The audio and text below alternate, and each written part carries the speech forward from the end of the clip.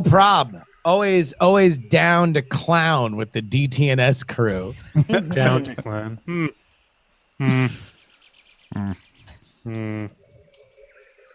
Feel like a canoe. Wildebeest. You do? That's not what they make. They go as they make their massive migration from Been watching one side of. So hold on, Roger. I am to believe that you have a familiarity with the sound of a wildebeest, but not the concept of the World Cup.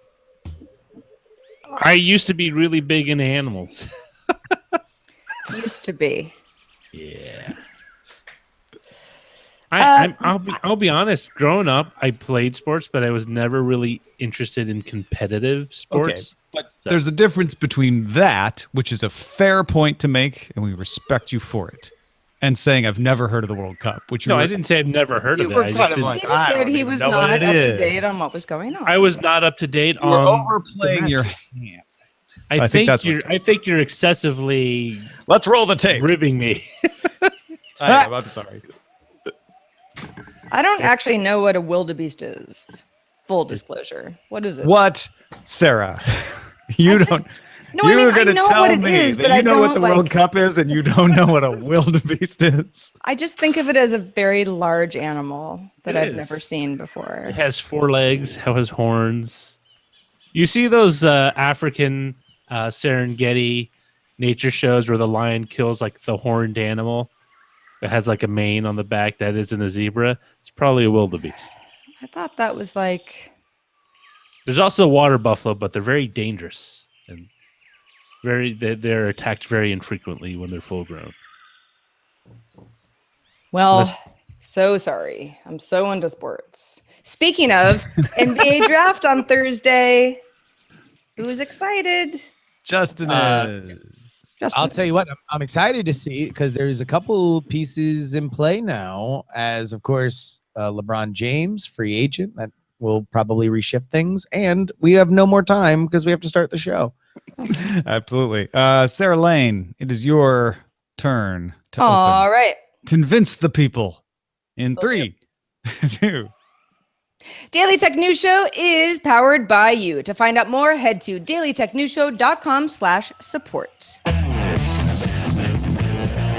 This is the Daily Tech News for Monday, June 18th, 2018 in Los Angeles. I'm Tom Merritt. Are you sure, Tom? From Studio Feline, I'm Sarah Lane. From Oakland, California, I'm Justin Robert Young. And of course, we wouldn't be complete without our producer, Roger Chang. Hello. I do know what a wildebeest is. I'm a little fuzzy on the World Cup. That's okay. Listen to the pre-show on Patreon for more on that. Let's start with a few tech things you should know. Google will invest $550 million in China's second largest e-commerce company, JD.com. Tencent and Walmart are also investors in JD. SurveyMonkey registered for an initial public offering on Monday.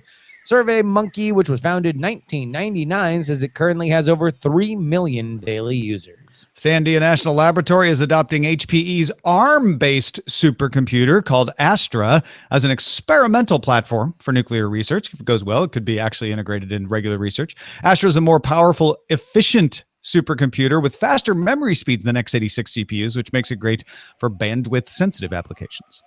The U.S. Supreme Court says it will hear Apple's appeal against a ruling that Apple breaks antitrust laws with its App Store.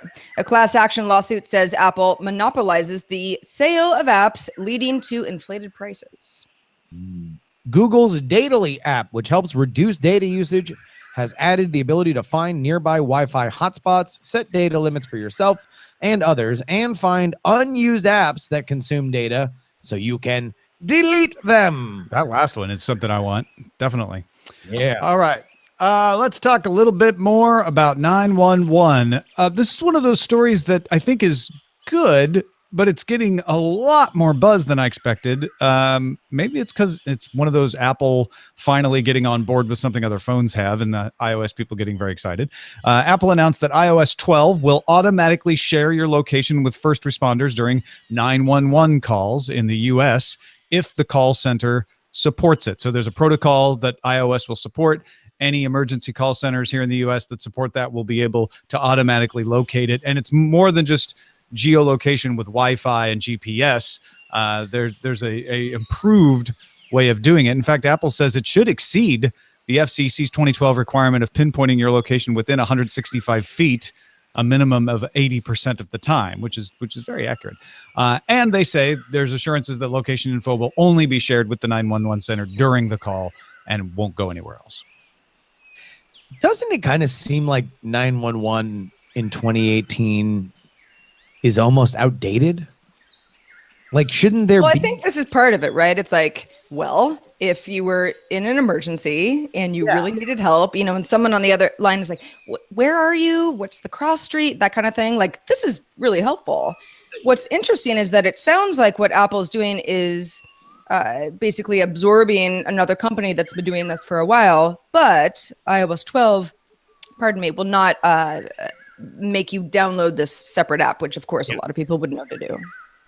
Sure. I almost wonder whether or not there's something to just having an app where the full range of sorting what issue you need with the government, your local government, that if it's like an absolute emergency, it should be different. Like, I don't know. It seems like there's a lot of data that when we interact with law enforcement, we would be more willing to do it if it had less friction that we have in almost every other way of life. I kind of feel like 911 is doing what you're saying. No, because you still have to call them. Well, Like, I mean, you have to make a phone call, and in many situations where you need 911, that's a major problem. But that's the I whole can point of squeeze this. my is to, phone and like, press a button. I don't have to actually dial the numbers anymore. Sure. Right. And like, let's say, I don't know, you're bleeding out. You can't talk. Like, somebody can pinpoint you and get to you more quickly. I mean, I can say, hey, voice activated assistant, call the emergency. Call, I don't want to say 112, but Yeah. No, I'm saying that this is a good step in the right direction. I'm also yes-anding. I think that we could even go further than that. I thought you were trying to get to a 911 as a joke in your town. Joke. That's a whole nother thing. He was headed there. Depends on the town. On a totally different note, Microsoft has acquired Flipgrid, a video discussion platform app that uses video to make collaborative lesson plans where students can discuss and reply to topics with video clips at home or in the classroom. Microsoft VP Iran Medeiros said that Flipgrid will continue to work across Microsoft, Google, and partner ecosystems. The company also says more than 20 million teachers and students in more than 180 countries are now using the service. I had never used it before, not a student, but I did actually play around with it a little bit earlier, and it's very cool. It seems unorganized, almost in the way that I would assume Facebook might have been in the early days when it was a lot of students and nobody else. But knowledge base is cool. And the fact that Microsoft is dropping paid plans now that they're acquiring Flipgrid means that they're serious about the education sector. Oh, yeah. No, they need to be. Microsoft really wants to supplant Google and keep Apple declining in the education space. The education market is a competitive market for all three of those companies. And not to discount Facebook and Amazon, which also have a passing interest. But hardware-wise, you can sell a lot of hardware. If your business is selling hardware, which Google's is with Chromebook and Apple's and Microsoft certainly is as well, you want to have as many advantages. And being able to say, hey, we're the folks that bring you Flipgrid, we're the power, we can give you a little extra with that, it's another checkbox. It's not going to make all the difference, but it's another thing to add to that list. GeekWire noticed that Amazon has discontinued the Mayday button on its Fire tablets. Mayday was a service first introduced with the Fire phone that let users reach a human for face-to-face support with one tap. Fire tablet owners will continue to have access to support via phone, chat, and email, and screen sharing with support staff will remain functional. I always wondered if this was a bad idea, and I assumed Amazon had taken enough precautions and was done the calculations to assure that the money spent on it would be well worth it and increase subscriptions. I wonder if a lot of those calculations and preparations required the Fire phone to be successful, because it sounds like, and Amazon hasn't said why it's removed this. It just kind of quietly did it and people started to notice.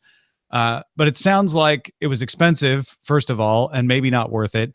And B, people were using it to prank. If you go to YouTube and search Mayday videos, you find a lot of people like, hey, sing happy birthday to my friend, or, doing things it's not designed to do. Yeah, the name Mayday is not great. Probably Amazon didn't get enough actual, questions that they thought that their support center could answer. And apparently they were getting those questions and people liked it, but they were also getting all this other stuff too. Also, this is a world that isn't, less and less are you going to drop a tablet into somebody's hands and then be like, what? Oh, I can't do a thing. Mayday, right? Because that was what it was for. And to me, it seemed like a lot of getting to know you kind of stuff, that Amazon was still new into that game. They wanted to make sure that this is a thing that without a question, you can buy as a gift, drop it in your your older parents' hands, and they're not going to just make it a paperweight because they are scared of it, that there's a button that they can hit. I will bet you at some point in the next 10 years, because of AI and advances in machine learning, the cost will come down. The cost will be appropriate to hire real humans to do something like this. Some company will launch a replacement service and will say, oh my gosh, do you remember Amazon Mayday and the disaster it was? I can't believe they're trying it again, except that time it'll work in the future. Note this down. Lock it in. Tom's moonshot of the week. In Salt Lake City this week, scientists from NVIDIA are presenting an unsupervised neural network, speaking of machine learning, that can add an arbitrary number of frames to a video in order to simulate slow motion. They call the technique variable length multi-frame interpolation. Now, you could slow down any video and make it slow, but it gets jerky if it doesn't have enough frames. So what this does is takes one convolutional neural network and estimates the pattern of motion of all the objects and surfaces and edges between the two frames that you're slowing down, and then creates a 2D vector of predicted motion called a flow field, and says, well, even though we only have these two frames, let's assume that the ball goes this way and this particle goes that way, all right? A second convolutional neural network then uses that flow field to predict what parts of the scene would disappear behind other parts and applies it to the two images. It's called a visibility map. So the flow field then warps the image in a way like you've seen like one face warp into another. It does that and transitions one frame smoothly to the next. The team trained the networks with 240 frame per second YouTube videos, including some slow-mo guide videos that were already slow motion, and they made them even slower. They used an NVIDIA Tesla V100 GPU set and a CUDNN accelerated PyTorch deep learning framework to do all this. It looks good. It is. You got to watch the video because they'll show you like, this is what the video would look like if we just slowed it down, and it's kind of jerky, right? Because the frames don't roll smoothly together when they're going too slow. And then it shows you what this neural network did, and it just looks like slow-mo video. Yeah, no, it is amazing. And it also kind of shows you, I think we've thought specifically with phones that we've kind of hit a saturation point in terms of the tech for photography and video. But as we get more powerful technology, not only on the desktop, but also in mobile, I think we could continue to see super, super, super rad stuff. Yeah, the problem with this is you can't do it in real time. So they're like, even if we could bring it to people to use on their phones, it would have to be a cloud service at this point. So there's still some work to do. Amazon began offering Amazon Prime in Australia, which offers free delivery, streaming video, and more. Amazon has restricted Australian shoppers to using only the Australian version of the site to avoid collecting Australian sales tax. We've talked about this recently. However, Amazon's Vice President of Prime International, Jamie Ghani, said that Australian Amazon Prime subscribers could get free international delivery of items offered on the U.S. website. So Joe Ghani did not enlighten us as to how this is possible. Does it mean they're just going to pay the tax for people? Because it would seem that even if you say, okay, if you're a Prime user, you'll be able to order that US stuff, you'd still have to pay the tax for Australia somehow, right? That also just might be a getting everybody on board kind of thing that you can slowly restrict, right? Or maybe not. I don't know. I mean, the whole point of this was, that, Australia was having its own store, didn't have the same stuff that maybe the US store had. I am of the opinion that possibly, the view that possibly it's kind of like Costco, where they make a significant chunk of their revenue based on membership cards, not just merchandise sales. Well, that's absolutely true. You're right. And so this might be like, well, yeah, we might have to pay the import tax, but we're going to bet that not enough people buy a lot of big items. And so the tax will not exceed the amount of revenue we would get from people just signing up and paying the annual subscription fee. Yeah, I would modify that a little bit. Where they make their money is selling items to the subscribers because they're going to buy more if they're a subscriber. But I think you're right. They're betting that, okay, if we get them to sign up as a subscriber, they'll buy more stuff. And honestly, most of it will be in Australia. So just saying that you'll be able to get the stuff from the US will end up bringing them in, but we won't have to pay that much extra. That could be it. It's definitely, it's definitely a gamble, but they probably have the statistics to say like, hey, yeah, some people's stuff will buy like, an oddball, $2,000 item from the US, but most of the stuff is like $10-$20 and it's pocket change to the amount of money we're going to rake in from. It would not be unusual for a site to say people complain more than they actually use, and then just bank on that in this case. Well, folks, if you want to get all the tech headlines each day in about 5 minutes, be sure to subscribe to Daily Tech Headlines. It's available on the Anchor app, Google Home, the Amazon Echo, and of course, as a podcast. You can find it at dailytechheadlines.com. The internet and conspiracy theories. We think of them as hand in hand these days. The Next Web has reposted an article from The Conversation written by Karen Douglas, a professor of social psychology at the University of Kent, about how conspiracy theories spread online. Now, a lot of you probably think the internet is responsible for a rise in conspiracy theories, and Professor Douglas points out there's no evidence that the internet makes conspiracy theories spread, but there is evidence that it deepens the commitment to believing them among those who already do.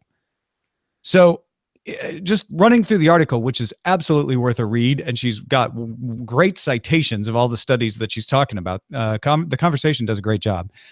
She points out, first of all, conspiracy theories aren't new. They go back to ancient Rome. There's a whole book called Conspiracy Narratives in Roman History where you can read about it. There's no evidence that people are more prone to believe conspiracy theories now because of the internet. An analysis of published letters to the editor of the New York Times showed that between 1897 and 2010, theorizing remained steady. Conspiracy theories remained steady, with peaks only happening during the Depression in the late 1800s, not even the 30s, but the late 1800s, and the Red Scare of the 1950s. That's when the conspiracy theories spiked. But since the internet happened in the mid-90s, there hasn't been another spike like that. The conclusion that she comes to in her article is that it seems like conspiracy theories are deepened in some online communities. Believers tend to join communities, and she cites all the studies that support this. Believers tend to join communities with other believers. Those communities tend to keep out non-believers and filter out any contrary information. So it strengthens their belief because they build their own little echo chamber. And believers in one theory are more likely to share another conspiracy theory, even if it's unrelated. 77.92% of likes and 80.86% of comments were from users usually interacting with conspiracy stories on other conspiracy stories, according to another one of these journal and peer-reviewed studies that she talks about. So I love this because I'm constantly saying, well, hold on, fake news, conspiracy theories, echo chambers. What's the evidence say? This is useful. This helps you actually build a way to combat it, to say, okay, now we know where the problem is. The problem is the people who believe them solidify. What can we do to relieve that? Well, and I think the easy answer, which is what I came up with this morning, is like, well, but the internet, it just helps, information travel faster, right? So none of this has really changed over the years. It's just that the internet is heightening all of this. But it doesn't really address the issue of why this happens in the first place. Well, I think that the roots of it, again, are kind of eternal, right? Like, as long as we have had a recorded civilization, or the peak of a civilization in ancient Rome that was worth studying, we found traces of people being like, well, you want to know what really happened. So that's just kind of, I think, just a quirk of the human brain. Julius Caesar was an inside job, which actually it was. It was, yeah. So that one turns out, put that one in the check mark column. The beautiful thing about the internet is that everything is verifiable. And so in a lot of ways, I think, Sarah, you're right. And this proves it. That the internet does what the optimists have always assumed, that it does get information out faster, it makes it more readily available, and that leads to smarter decision making. The other end of this is, if everything is verifiable, then we know to a granular detail exactly how far people fall into an echo chamber when it comes to conspiracies, because we can see the message boards and we can count the likes and we can count the interactions and then create data based on it. But at the end of the day, it seems like we're getting better. I mean, look, if according to these studies, what we consider to be, or at least I consider to be, the golden age of American conspiracy theory was the 1970s. And that doesn't even apparently register compared to some of the gigantic peaks of the 1950s and the late 1800s. Well, think about it. One of the reasons conspiracy theories were so popular in the 70s was because we had real conspiracies being unearthed with the Watergate, the Pentagon Papers, etc. But a hallmark of that time are things like the Principia Discordia and the Illuminatus trilogy, which are making fun of conspiracy theories. And so it shows that people are like, hey, there's real conspiracies. They get pulled out in the light of day. You know, we're not going to really believe that there's all this other weird, crazy stuff. And that makes sense to me. And it ties into what you're saying, Justin, which is, we have more light of day on things than we've ever had before. And I think we've also gotten spoiled by that faster than ever before, so that, you know, things don't move linearly. When suddenly it darkens a little and there's people trying to hide stuff, we start to think, oh, things are getting worse and it's the internet's fault. And it turns out, well, no, it's just the cycle of human behavior. And that's why I love stuff like this. Is you could say, well, Tom, you're just being naive, but there is no evidence that we are believing conspiracy theories in greater numbers. So if we spend a lot of energy trying to stop people from believing conspiracy theories, we're kind of fighting the wrong battle. We need to target, like, okay, where are these conspiracy theories hardening and causing people to do more dangerous things and more extreme things because they're hardening in their belief? That's where we should be spending the time, in my opinion. Yeah, but to the point about deepening conspiracy theories, the rise, or rather popular discussion over flat Earth conspiracy theories, is always my favorite, because talk about deepening, 9 times out of 10 in my anecdotal research into this, a flat Earth conspiracy is always the Voltron of 4 other separate, different conspiracy theories.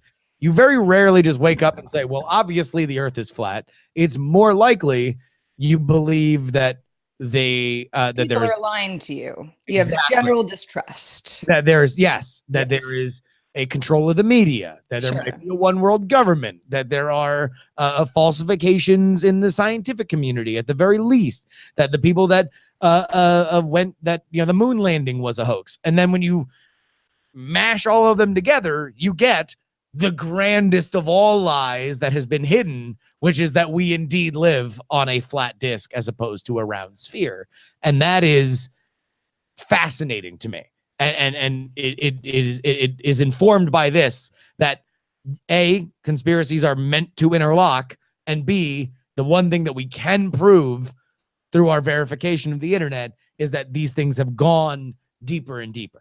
Well, and look at Facebook, Twitter, any large social network is now trying to figure out, okay, how do we try to mitigate disinformation and make everybody, you know, feel safer, and this whole thing, because they're huge and now they have to solve a problem that already exists. Snopes.com pretty much always has my answer. Anytime I'm like, is this real or not? You know, but that's a very antiquated solution, right?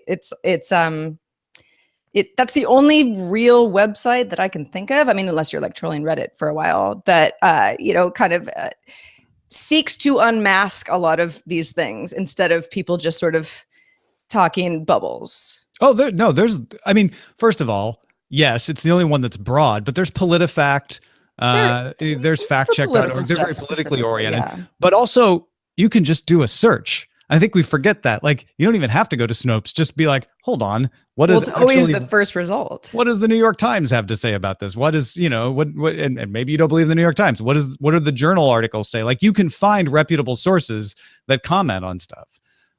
So they're, just, you don't even need, Snopes is great because it takes all that stuff and puts it together for you. But there's more information out there than ever if you just go and look for it. Very true. The human race will begin solving its problems on the day that it ceases taking itself so seriously. Hey, speaking of Reddit, thanks to everybody who participates in our subreddit, submit stories, and vote on other stories at dailytechnewsshow.reddit.com. If you want to hang out on Facebook, we're there too. Facebook.com/groups/dailytechnewsshow. Let's look in the mailbag, dare we? We got a nice email from Patrick in Maine who says, I've been listening to Tom Merritt hosting shows for a long time now, a decade. Can't afford to put too much in the Patreon pool, but just wanted to say, Tom, thank you. You do an excellent job at hosting and telling news in a way that usually makes me fall asleep within 10 minutes. I'd say thank you, Patrick, but you're asleep by now. So yeah. Sweet dreams. No, it's great. It's great. I think, I don't know. I mean, I have my podcast that I kind of listen to sort of at the end of the day. So I don't think he's saying you put him to sleep. He's saying you soothe him to sleep. I think that podcasting, like radio before it, is a tremendously personal medium. And for somebody to feel comfortable in a very vulnerable position, as we all are, in going to sleep, I think is a tremendous honor. I know. In all seriousness, I take it as a great compliment, and I have been inspired to put out my next audiobook, Tom Explains Blockchain to Sleep By. Yeah. Have insomnia? Buy my book. Not an FDA-approved sleep aid. No, thank you, Patrick in Maine. Or someone, when Patrick wakes up, tell him thank you for us. And then Ed was among many people who wrote in very excited. He said, YouTube Premium in Canada, 5 exclamation points. Woot, 5 exclamation points. Sorry to spam you guys, but I had to show my excitement because he emailed a bunch of different people. Yeah, YouTube Premium out now in Australia, New Zealand, Mexico, South Korea, Austria, Finland, France, Germany, Ireland, Italy, Norway, Russia, Spain, Sweden, and the United Kingdom, as well as Canada and, of course, the U.S. I saw this story this morning. I was like, oh, well, that's nice. It's coming out there. I didn't realize the appetite for it. YouTube Premium, of course, brings you the new YouTube music service, as well as getting rid of ads on YouTube and the ability to see the YouTube Red shows that are now just, I guess, YouTube Premium shows. And Patrick Beja was one of the people on Twitter saying, oh my gosh, finally it's here. And it's in France and Finland. So no matter where he goes, he can watch it. Congratulations, world. World right. YouTube Premium. No, it's good to know. I was sort of surprised as well, but it's good to know that people want this and they're getting it. So thanks to Patrick and also Ed for emailing and everybody who does. Also, thanks to Justin Robert Young for being with us this Monday. What's been going on, man? Well, you know what? It's that the politics, they never stop. And that's why I've taken it upon myself to keep everybody up on all the politics that are fit to politic with my free political newsletter. Well, you're going to get 5 links to the stories of the day. Some of them silly, some of them serious, some hot takes, some gifts, usually from the Chappelle Show. But you can go ahead and check it out at freepoliticalnewsletter.com. It's a great morning read. You got to commute? You on a subway or something? Man, this will be a great way for you to spend your time. freepoliticalnewsletter.com. Thank you, Justin. And thank you everyone who supports us on Patreon, patreon.com/DTNS. We are up in dollars and patrons over last month, up 2 patrons right now. Big thanks to Bryce, who was the latest patron to pledge before we recorded this show. Join Bryce if you haven't already in supporting the show and help keep us growing at least 1 person, if not more, every month. It's our benchmark to make sure that we're headed in the right direction. And we thank you for your support at patreon.com/DTNS. Our email address is feedback@dailytechnewsshow.com. Love your feedback. Love your stories. Keep them coming. We're also live Monday through Friday at 4:30 p.m. Eastern, 2030 UTC. You can find out more at dailytechnewsshow.com/live. Back tomorrow with the now very happy to have YouTube Premium, Patrick Beja. Talk to you then.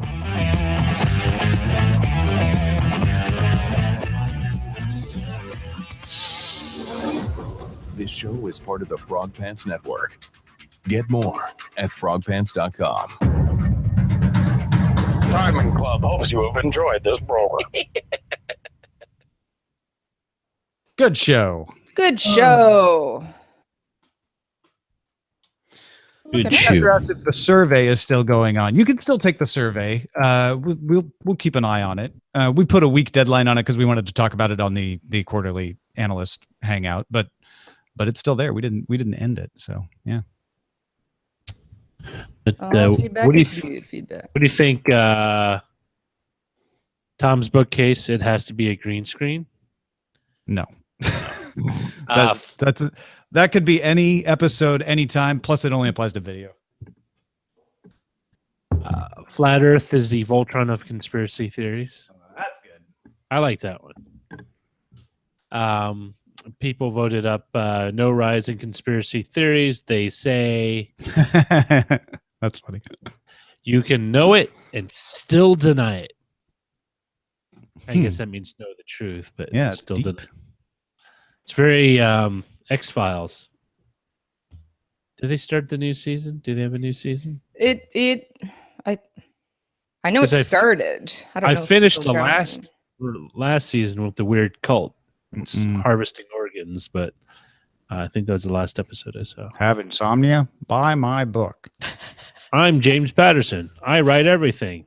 You should read it. I remember when SNL made fun of his somewhat prodigious writing, and they had Robert De Niro as kind of this as kind of the kind of that character, the author, James Patterson, and all these titles were ridiculous, were so funny. One of them that stood out was the Pokemon Deception. I don't know why. It's just really funny. Yep. James Patterson. I'll tell you what, I almost felt bad for James Patterson. I'm sure he retired back to his igloo made of $100 bill bricks. Feel bad about himself, but he in those that Today Show interview with the new Bill Clinton book that he wrote that turned into a dissection of Bill Clinton's place in a post Me Too world. There was just a James Patterson, a befuddled James Patterson sitting next to him saying like, really? Like, all right, I guess I'll just Sit here and not twiddle my thumbs. I guess, yeah, I'll just be here. Glad I wrote this book with the next president. Anyway, I'm going to go shoot with money. Going back to my igloo. I'm going back to my money igloo. I like Flat Earth as the Voltron conspiracy theory. Yep. I'm Going into once, it. going twice. Sold. Sold conspiracy. Would you guys mind terribly if I Yes. took off? Yep. I wouldn't mind at all. We'll talk about you constantly after you're go gone. ahead and leave, but then the conversation. Remember the begins. movie The Constant Gardener? Well, this is the constant gossip. The constant gossip. I can understand, and I will rejoin you guys on Thursday. But thank you for allowing me to bow out early. Oh yeah, no Thank problem, you man. for- Thanks for being here. Thanks, Justin. See you Thursday. You know, I forgot. I know we said Lamar Wilson was going to be on the show on Friday, and then we did not acknowledge that. Oh, but I'm not we sure how many actually people- didn't because. All right, so this is Oh. a coincidence. Did Completely, we not say that on Friday? It's a completely fortunate coincidence. I miswrote Justin for Monday, so you said Justin. Oh, Even though it meant yes. I did Oh, say I'm looking. Yeah, I'm So, looking at that now. That's why I didn't want to Was say it a anything. mistake or Yes, it was clairvoyance, Roger? I know. I didn't realize it until after the show. It's like, just don't say anything. Roger We'll be is so fine. good as a producer. He can see through time. Our amazing. Google Docs have become omnipresent. You know What what? else is going to happen, Who knows Roger? best for you? Tell us. You know, that actually sounds like a really Wouldn't that good be nice? Twilight episode. Twilight or Black Mirror, where technology sees in the future for you. Just a few days ahead. That's awesome. Well, I guess take it back. Lamar Wilson was never going to be on this show. I don't know what you're talking about. Where'd you hear that? It's conspiracy theory. Conspiracy. Well, you said no. I didn't say anything. Well, that makes sense. Yeah. But I never said that he was supposed to be. Sure. Well, if you were like, wait a minute, isn't Lamar on Monday sometimes? Yes, and he will be again. Don't worry. He had something come up at the last minute today. I think Roger paid him off so that his rundown would still be accurate. I'm not wrong. Here's $100 brick I stole from Patterson's money igloo. That's what rich people do, isn't it? Like, I can't be wrong. I'm going to pay you to make it. No. Throw money at the problem until it's right. I wish people would throw me. Maybe I could be the problem and people would throw money at me, like literal money. Throw me some of those bricks of James Patterson's money. Next time you go to Comic-Con or any convention, get a t-shirt that says the problem and then in parentheses, try throwing money at it. Yeah. Throwing money at it may solve. I guarantee I'll just get a lot of coupons. People don't carry coupons to conferences. No, but like Shannon Morse does. She carries coupons everywhere. That's a good point. She's a couponer. Couponing is a real thing. Yeah. The thing is, every time I see those coupons, it's for things I wouldn't use regularly. So Ralph's sends me coupons because I shop there, and it knows what I buy because I do their little card thing. And they're great because they're for the things I buy. So I'm like, this is all. I'm going to buy this anyway, and now I get 50 cents off, or some cases free. It's a loyalty program. It's like, make sure you keep going to Ralph's because, hey, look at this. We give you cool stuff. I went and shopped last week with my fistful of Ralph's coupons, pulled all the things that I had coupons for that I needed, walked up to the cash register and didn't use them. I've done that once, and I kicked Because you myself forgot, in the or you just didn't want to. I just forgot. forgot. I had I've them in my that. pocket, in my shirt. I was carrying them as I'm shopping, and then as I go up to the counter, I'm like, oh, I'll just put them in my pocket so I don't drop them, and then I totally forgot about them. I missed out on $15 worth of grocery savings because I left the coupons. I had a shopping list and all the coupons, and I left the coupons back on the fridge because I didn't want to lose them. So I said, I'll just leave them back on the fridge with the magnet. I'll put them in a safe place. It's the death of coupons. I mean, it wasn't the end of the world because it was, again, all stuff I would have bought anyway. So it was just like, oh, crap. I went through all that trouble of making sure that I had them with me the whole time. In the way we do them is we always put the ones that expire first on top. So, and I missed, it's like, I missed out. That's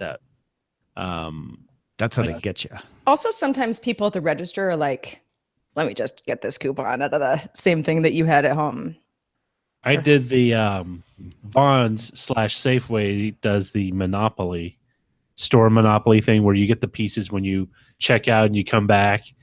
And all those pieces, like the McDonald's Monopoly, can either be a winner or you go online to see if you can try again.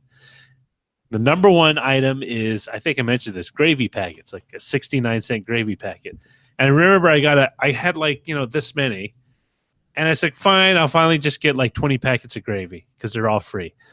I go to the supermarket because the coupons are expiring at the end of the week, completely out of that gravy. Like, oh, yeah, the entire shelf is empty. Yeah. I said, well, fine, I want the brown gravy out of that. I'll go with the turkey gravy out of that. Like, I had nothing. But that's why they issue those coupons a lot of times, is to move product. I have 6 cans of tomato paste, like those little cans of tomato paste, because they're free. I don't know what to do with them. You make pasta.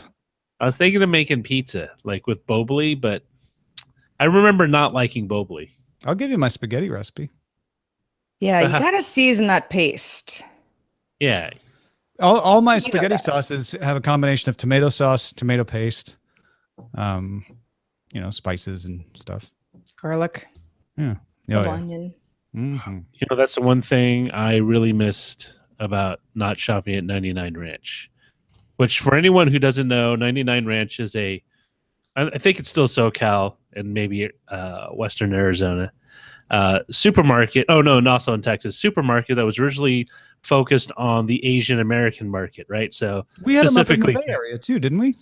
no, we had something like a 99 Ranch. All right. Oh no, they did. It was on the East Bay. Yeah, that's what I thought. So and like I guess 10 years ago got bought out by a big American supermarket chain. But one of the things they offer in the produce aisle is peeled, ready to smush garlic pieces, which is great because normally when you buy garlic, they're like little onions. You got to peel them and do all. These are all already shucked, ready to be. They sell that at Ralph's and Whole Foods too. They were so cheap. They were like, oh, that's why it was like a package for like 99 cents. That's pretty good. Yeah. Is that where the 99 comes in?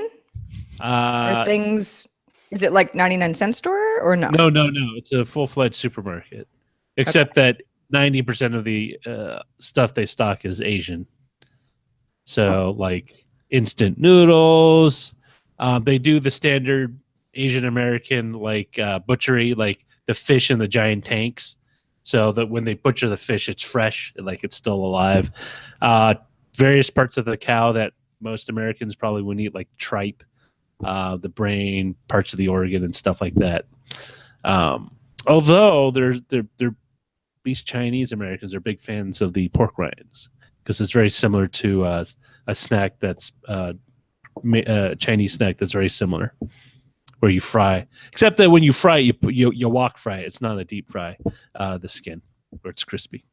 People love the pork rinds. Lechon, kind of. Yeah, I guess that would be. Lechon has more meat stuck to it, though. Yeah, and it's weird because a lot of that stuff does have the fat and other underlying tissue, which most people might be put off. Although I like it, but it's not good for you if you eat too much. Oh, but so good. So hungry now.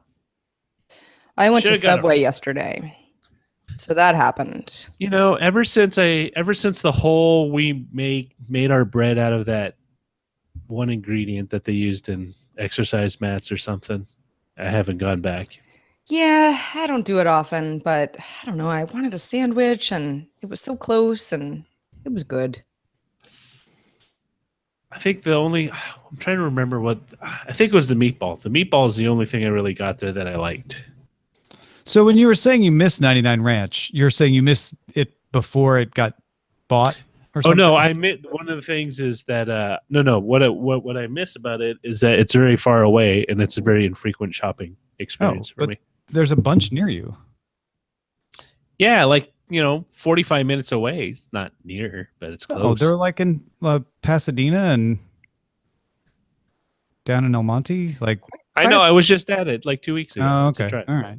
Too much of a drive. Gotcha. You know how it is. It's not the distance. It's the traffic. Yeah, and there's no direct road, I guess, is there? And as with all things Asian American, the parking lots are always packed. I think that you could just unlike other parking lots with Los Angeles there and still work. No, I mean like it's always packed, no matter when you go on a weekday, weekend, morning, evening. My statement still stands. People need groceries. Oh, they sell those little desserts things, like my peanut milk soup. Oh yeah, I saw your picture of that. It's really nauseating if you think about it, but it's good for me. It's soggy peanuts and sweetened milk. I don't know if it's because we've been watching so much Terrace House, but Eileen went over to Mitsuya Marketplace this weekend and bought a bunch of groceries there. So she made Japanese curry and I made you're close to that one. Oh yeah, it's right. It's pretty near. Yeah. Some ground beef and what else did she make? She got these little like anchovy snacks, Japanese anchovies. So much good stuff over there. So good. It is, and I don't understand why they can get those great prices, because 99 Ranch now is owned by a large American supermarket conglomerate. But like strawberries, I got a basket of just standard size strawberries, 99 cents, and they're all good. Like it wasn't like, oh, these are really bland or anything. If anyone wants to know, this is what milk peanut soup looks like. Let's see. Ugh. It's like some tapioca nightmare. No, there's no tapioca. It's literally sweet Oh, I milk. know. It just and kind of has peanuts in that it. like. Ooh. Well, I'm So not going to say it's bad because I've never had it. if you like peanuts, you'll like it. I think. Eh, sort of. If you like peanuts in your cereal in the morning, you'll like it. Is there a And who peanut doesn't? cereal? 99 Ranch is owned by Tawa Supermarket Incorporated, a Taiwanese company. Is it? I Mhm. remember them getting bought out by. Oh, No, apparently not. Hmm. Apparently they got bought out by Tawa Supermarket Company, which is a big company. Buena Vista, Nevada. And it maintains Oops. its own production facilities in China for quality control and cost. Southern California. Also, call me a conspiracy theorist, but You're a bunch of conspiracy theorist. strawberries that taste good for that cheap, something weird. They're made of people. What's the trade-off? Typically on that stuff, it's because they buy what the supermarkets don't buy. Right. Yeah. It's So- just it's like overstock for. When a supermarket goes, like the buyer goes out, they go to. Well, my dad used to go to. You go to like a wholesaler, and you say like, I want 20 cases of that head of lettuce, 5 cases of these tomatoes and stuff like that. But the Vons and Safeway and Ralph's, they all get like first dibs because they're like buying a lot, like thousands. So because 99 Ranch and a lot of other grocery stores are smaller, they just like, well, I'm going to buy this many. We'll buy all the stuff that you couldn't sell, so we'll get it cheaper, slightly. I mean, they were ripe, and that's the other thing. Like when you go to Ralph's or you go to Vons, typically they're not ripe yet, so you can they'll stay a little bit longer in your fridge. But like the ones at 99 Ranch were like, okay, these are ripe. You got to eat them like in the next 2 days. Jason Well, Chen. I gotta make myself go to 99 Ranch one of these days. You'll love it. Actually, I don't think it was acquired. In 1993, 99 Ranch invested in a Chinese-Canadian supermarket chain called TNT Supermarket, along with Uni President Enterprises Corporation of Taiwan, but it never sold itself. It does franchising, though. Oh, E&E supermarkets. Huh. Interesting. Yeah. Well, there you go. It's really good. I like themed supermarkets. There's Matsuya, there's Bay Cities that we went to where it's like, it's all Italian. Like it just sort of like condenses everything. So if you want to make something, the theme is already there, which also keeps me out of huge grocery stores where there's too much choice. But like the prices are great. I mean, most of it's prepackaged stuff, but even on the fresh stuff, it's pretty inexpensive. Let's say a quick goodbye to the video, folks. Bye. Thank you for being with us. Day. See you tomorrow.